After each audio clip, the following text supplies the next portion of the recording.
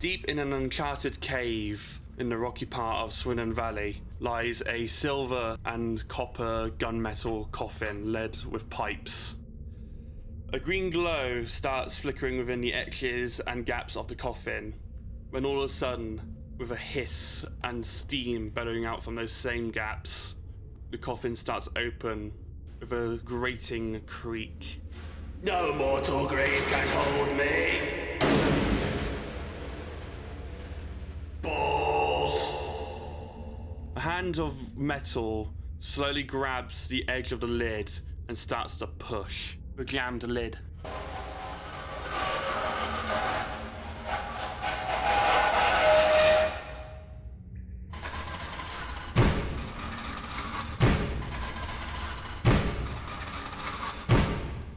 Huzzah! I have beaten death itself! Stepping out the coffin was what looked like to be a gunmetal skeleton with white face paint and black paint in other places, with green glowing eyes and pipes that come out of the back of its spine and ribcage. Analyzing memory and surroundings. The skeleton's head slowly does a 360-degree turn. Memory is damaged and disorganized. Surroundings. Master's hideout. I shall go find my master. The machine is strong. Flesh is weak.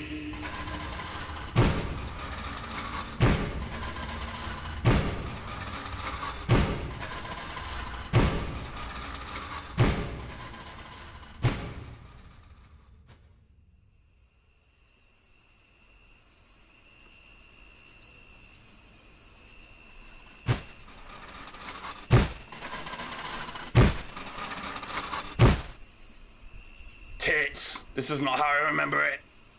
Arnold scanned the horizon in both confusion and frustration, clenching his skeletal teeth. To his left appeared to be a large forest. In front of him appeared to be plains leading up to a small village, and to his right, a valley that led down to a small river. Arnold initially started to walk towards the village, seeing as its first point of interest. However, was distracted by something coming from the forest.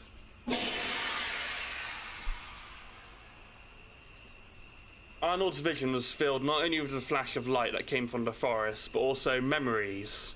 Memories that he could not grasp and hold on to. Intrigued by this sudden phenomena after the memories had passed, he decided to go down towards the forest, seeing as its next points of interest. Onwards to glory and the grim harvest.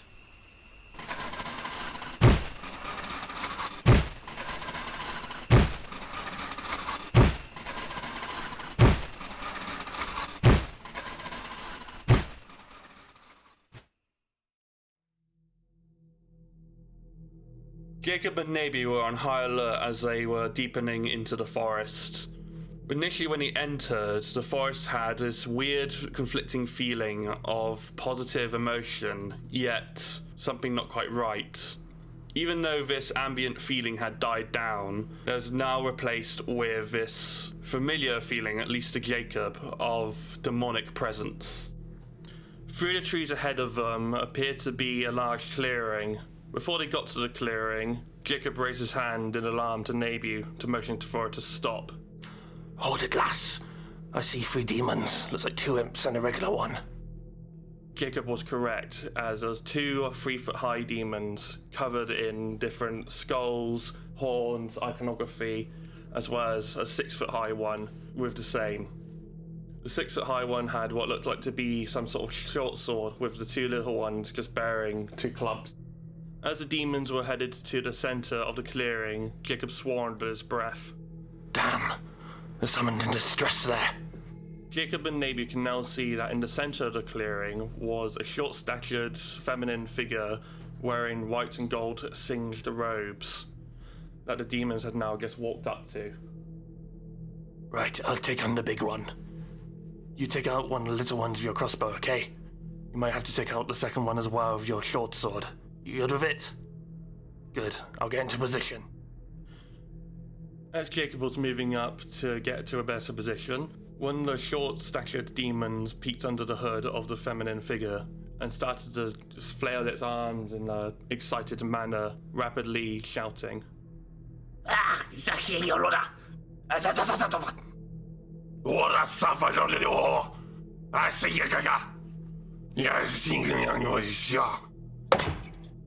Two of the demons turned to their short-statured friend in confusion at the noise, when their friend fell over face first in the dirt with a crossbow bolt piercing the back of its skull-like head. For the king! For the people!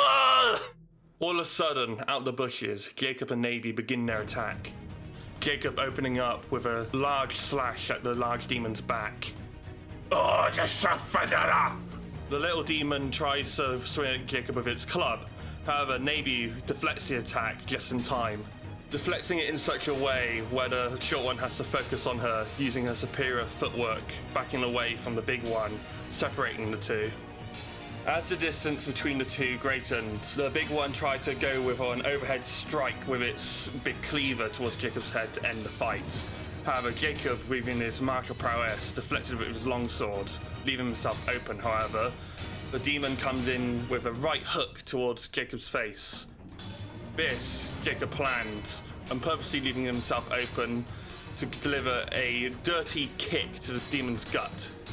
The sheer brute force of the kick forces the demon onto its back, with Jacob quickly grabbing his blade in both hands and coming down with a murder strike to the demon's head with the pommel of his sword, crumping in the skull.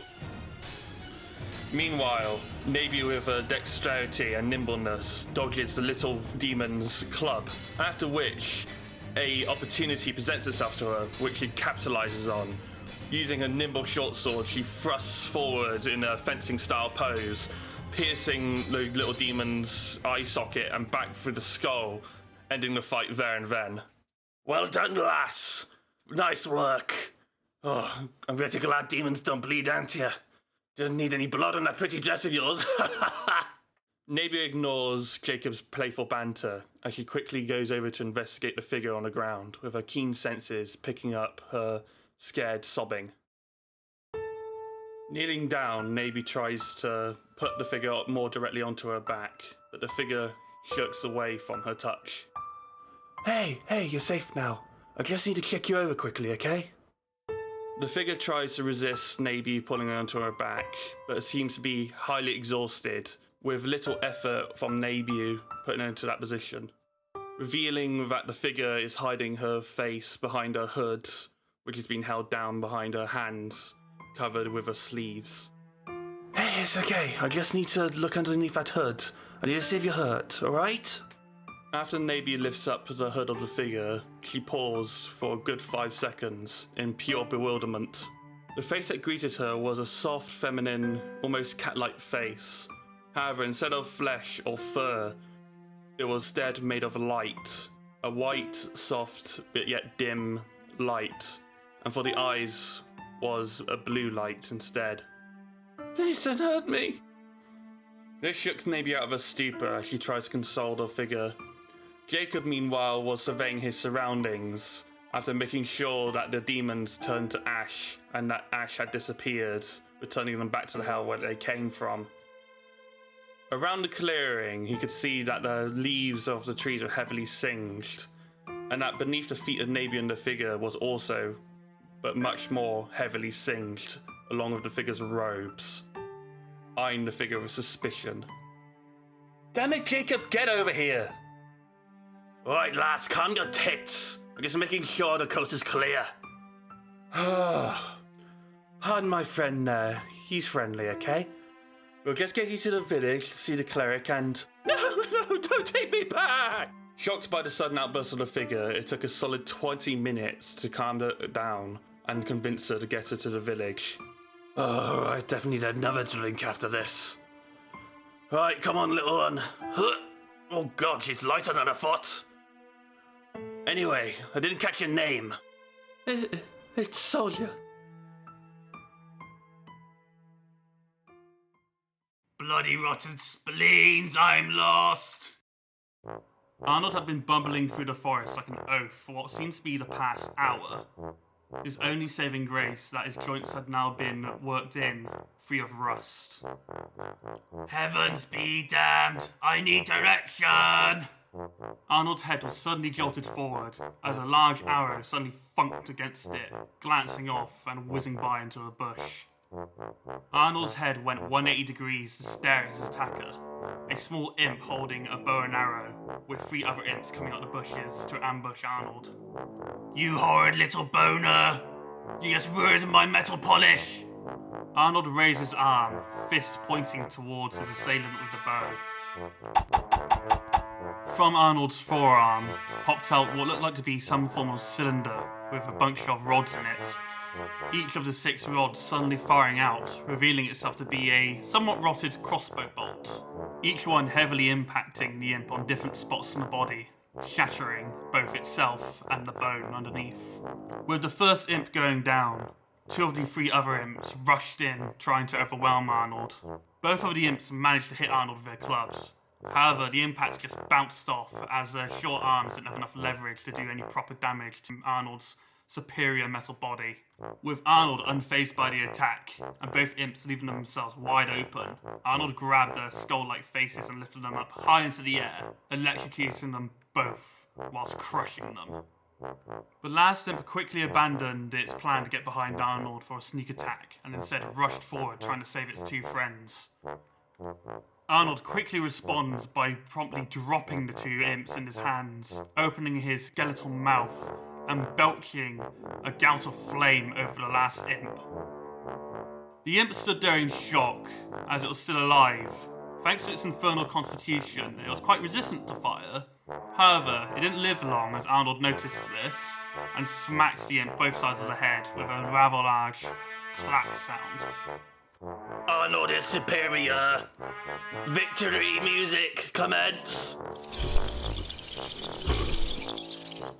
With Arnold's arms awkwardly high in the air, ash and pebbles bellowed out from the back of his pipes, emanating from his spine. Sagging butt cheeks, that wasn't meant to happen! Arnold's eyes locked on to the last imp, which he noticed hadn't dematerialized yet, as he marched over to it. Arnold grabbed the imp by the throat with both hands, lifted it high into the air, and began to shake. Where are the goods? Where the hell are you? After a brief yet terrifying interrogation with the tall, broad metal skeleton, Arnold learned about the whereabouts of the nearest village, threw the imp into the tree above him, and started marching towards Ale Green.